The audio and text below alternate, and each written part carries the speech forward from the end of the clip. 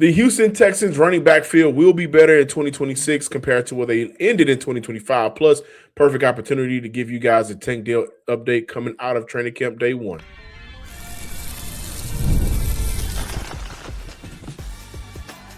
You are Locked On Texans, your daily podcast on the Houston Texans.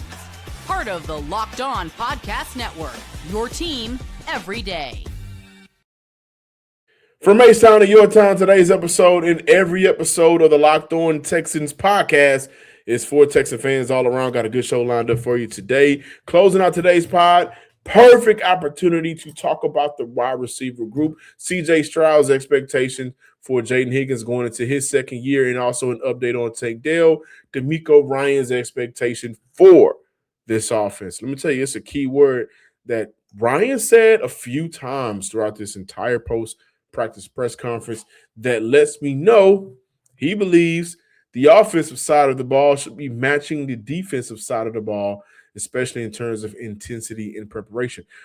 But I'm opening up today's podcast, diving into my early impressions of the running back group. Now, guys, it's super early. It was only day one, right? No shoulder pads were on. Guys couldn't get too physical. And also keep in mind that because of the amount of injuries we've seen across the league already, the Texans have done a very good job in the DeMeco Ryans era, making sure that they're good brothers to one another. Don't hurt your guy, especially when it's not time to be physical. But there were some things that stood out to me on day one, so I want to dive into that. Today's episode is all about you Texan fans. Shout out to you guys. Thank you for making the Locked On Texan podcast your first listen of the day. I'm your Texas Credential Media member and football analyst. Now, before I give my thoughts and early impressions on the running back group, hear from DeMeco Ryans on what he wants to see from the backfield this year. From the running back group, I'm excited to see the guys, just how fast they're playing. I see Woody.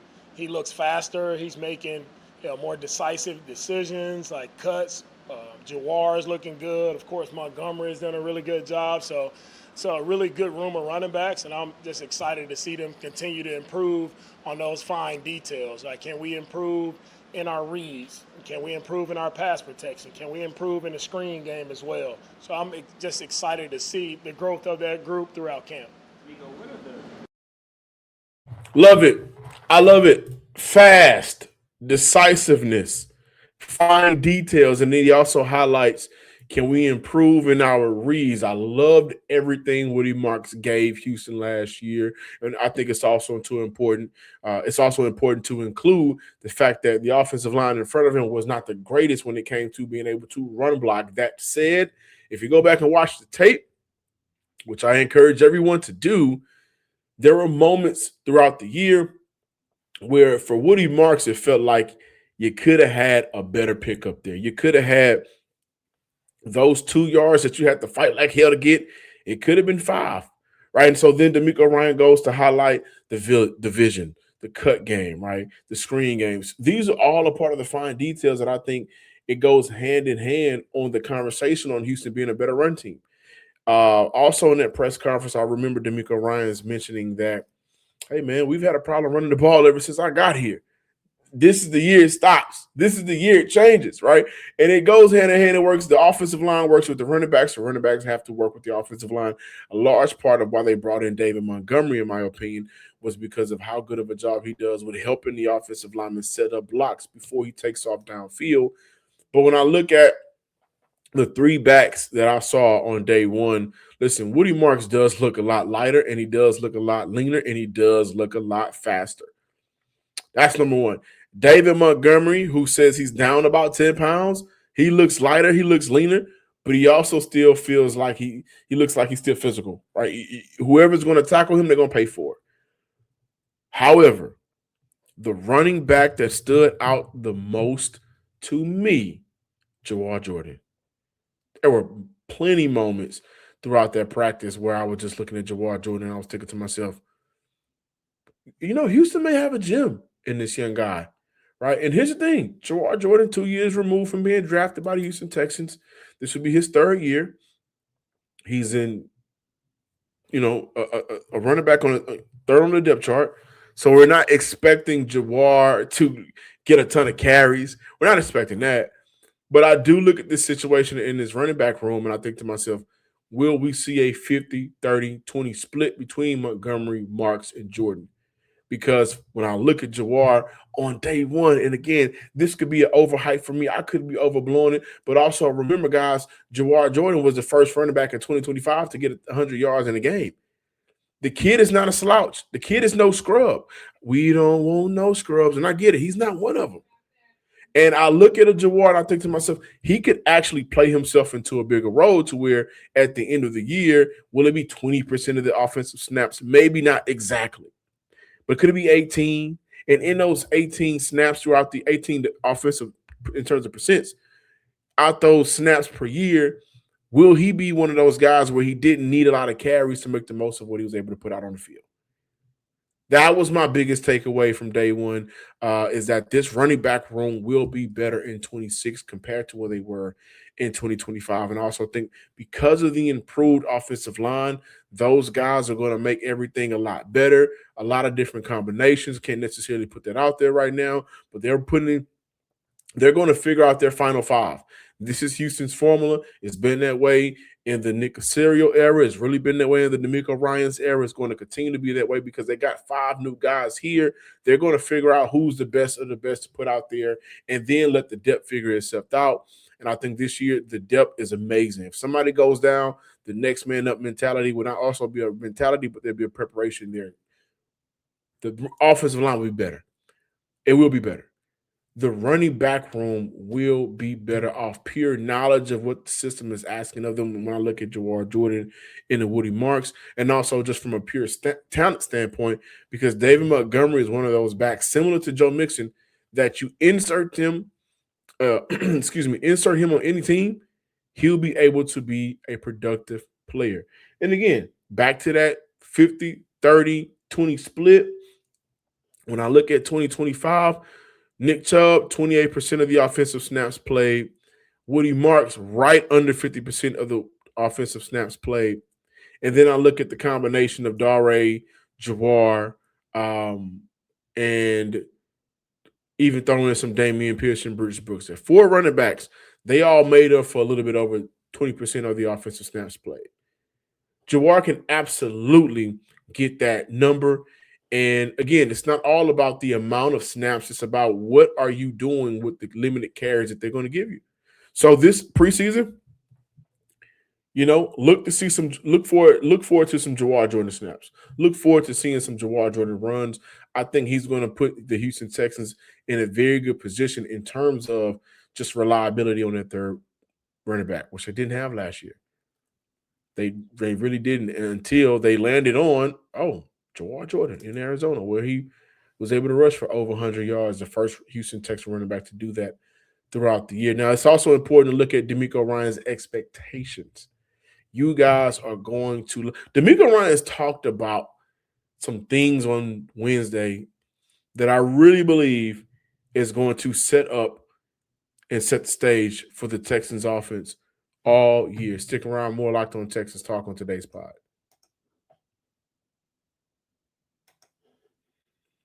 And listen, before we dive into that conversation, it's important for me to talk about Square. Today's episode is sponsored by Square. If you've ever tapped to pay and thought, whoo, that was fast, it was probably Square. Whether you're selling lattes, cutting hair, running a packed game day spot, or managing a design studio, listen, Square helps you run your business without running yourself into the ground. Square is the platform behind scenes of so many businesses you already love. One connected system to take payments, manage inventory, run payroll, and track it all in one place. And businesses using Square Online earn 36% more revenue on average, right? And so listen, for me, when I talk about using Square, I'm a bigger guy. I can admit that.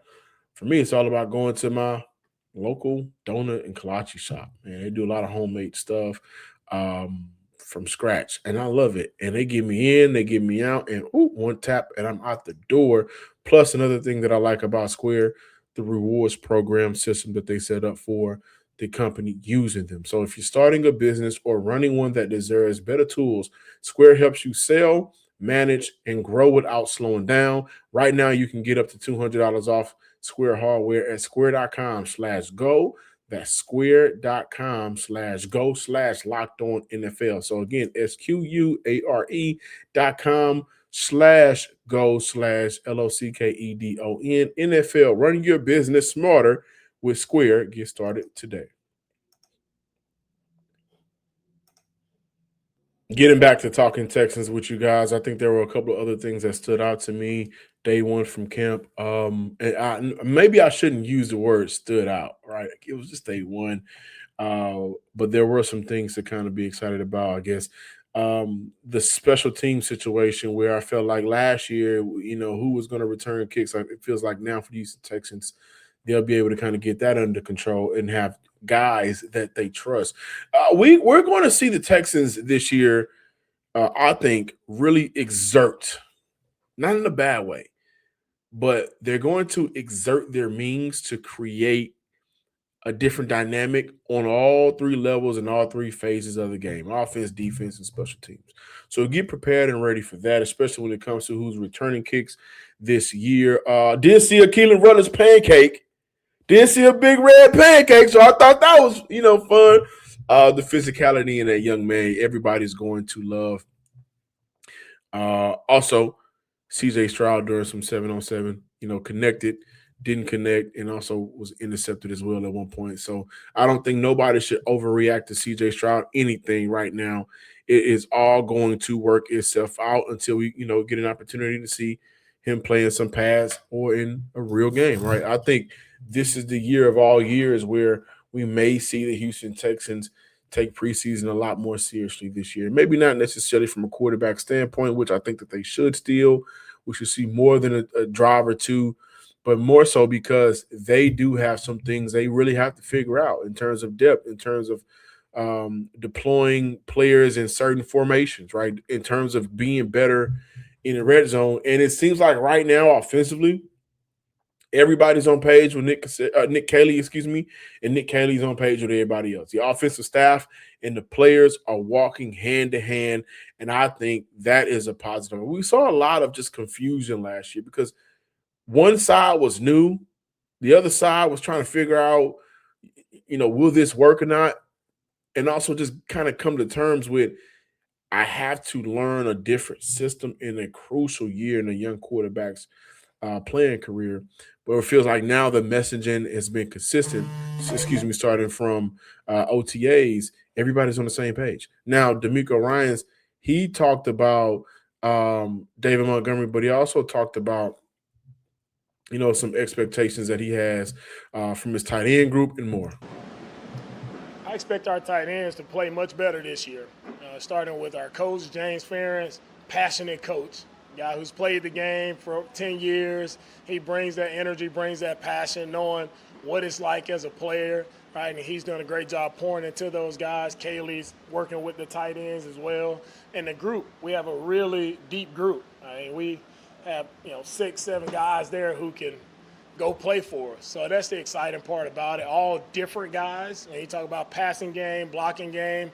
We got a plethora of guys who should allow us to do some cool things when it comes to 12, 13 personnel. So I'm excited to see our usage and how guys, just thrive in camp, see what they do well, and see how we can use them to our advantage in our offense. Always. I love Brevin. I'm always excited to see Brevin out on the field. Brevin never has a bad day. So just knowing what he's been through as a player, the difficult spots, the hardships that he's went through and with the injuries, to see him back on the field rolling, it's always a fun sight to see for me. What intrigued me most about David Montgomery was going against him, seeing the success that he's had, seeing the nature at which he runs the ball. He fits the brand of football that I want to play. And we know it's no secret that we needed to improve our running game. It's not been good enough since I've been here. It hasn't been good enough. So to make improvements in the running game, you have to get players who can run it. And that's what David, he's shown the success. No matter where he's been, he's always been successful running the football. And just to see the way he works every day, positive guy, dialed in, on the details, A great guy. We couldn't have added a better guy for our running back room, for our offense, as the way he's as business-like with his approach. Love to hear that from DeMeco Ryans talking about David Montgomery and also the tight end group, giving some love there to Brevin Jordan. And here's the thing when it comes to that tight end position. He highlighted the 12 personnel, the usage. This year is going to be all about mismatches, right? It's going to be all about creating wrinkles offensively that can work to the advantage of the Houston Texans, and how can they bust the seams out of certain things to play in their favor. I think this is probably the first year in the DeMeco Ryans era where it feels like, in terms of the tight end group, it feels like what they're telling us actually matches the talent that we're getting to see. Saw Foster Moreau catch something today, right? Dalton Schultz does look a little bit lighter. Not like he's lost any mass or anything like that, but he was moving a little bit quicker. And that's important to say because if you guys remember, Dalton Schultz finished the year extremely banged up. Marlon Klein is athletic as advertised. That's all I can leave you with right now. He's extremely athletic. And then I also look at a Brevin Jordan who's back. And in my notes, I just wrote down, hey, Brevin is moving extremely well. I didn't get a chance to see Brevin earlier in the offseason, but he's moving very well. And so I think from those four guys, and I think even Case Stover was out there, he looks a lot leaner as well. So I kind of wonder what was the offseason program like for Houston this year for that group.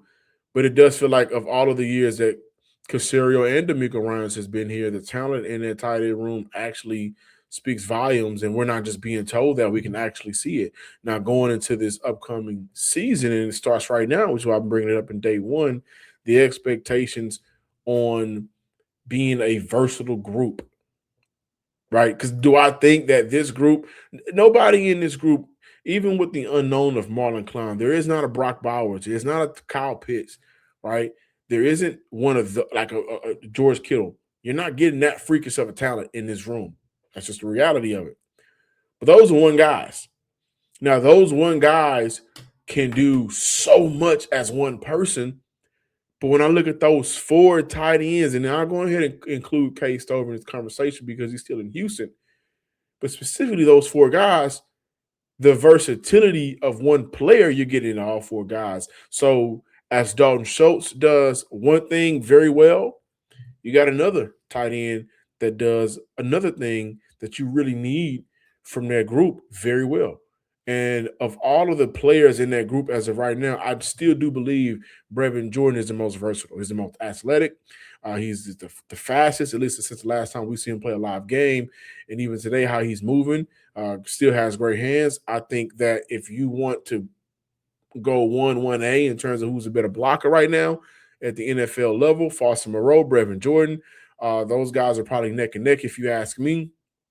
And so Brevin does present a lot for an offensive-minded coach and a Nick Haley, offensive coordinator, who's a tight end coach, to kind of play around with, to be creative with. So the expectations for the tight end group, the expectations for the running back group, the expectations for the offense as a whole, and DeMeco really said this word a lot, is faster. Faster. I mean, he talked about it with the tight ends. He talked about it with the receivers. He talked about it with the running backs. He even talked about it in terms of processing for the quarterback spot faster. And that gets me thinking, is this the year where I guess for a full year, we're going to see the offense play to the same intensity and match the level of intensity that we've gotten from the defense in the last 2 years? And I think if we're looking at a top 10 offense, let's just play devil's advocate. Let's play the if game. If we are looking at a top 10 offense, what does that really say about the end of this season for Houston? It doesn't scream early January exit.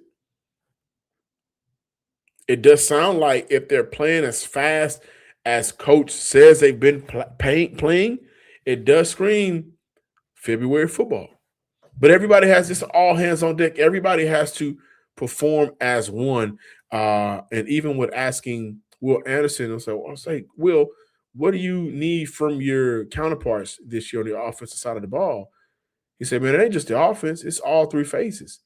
We still got to play great football. The offense still got to play good, play some good football. Special teams got to play good football. Everybody has to be on one accord. And day one, I did see a team that was taking care of business. Now, hopefully, that translates over into victories.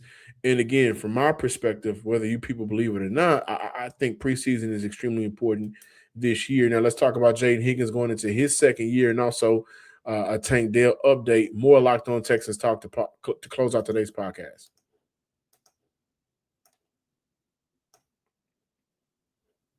Support for today's episode comes from Indeed sponsored jobs.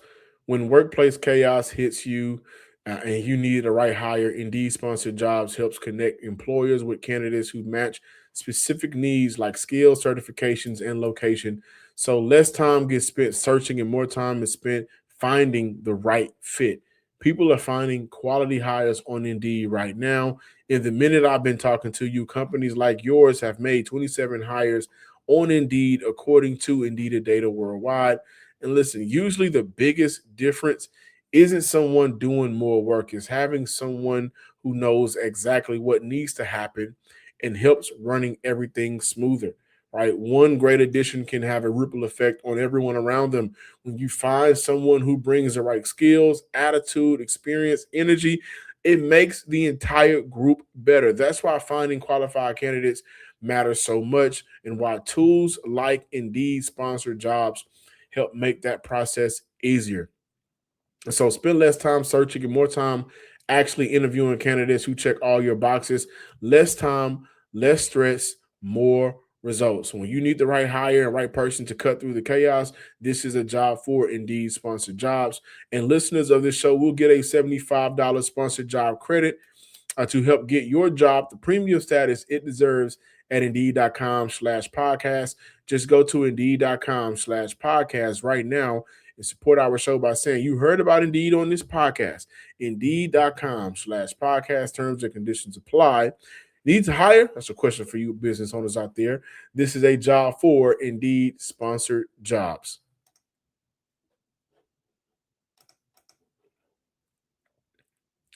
Getting back to talking Texans with you guys to close out today's podcast. There's a couple of clips that I want to play for you guys before I dive into the conversation. First, CJ Stroud on Jaden Higgins. I expect him to, be a dominant force, a guy who can, make plays first, second, and third levels.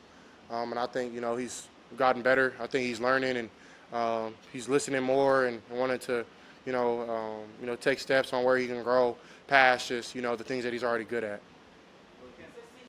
So from your quarterback perspective, CJ Stroud has said that he should be a dominant force.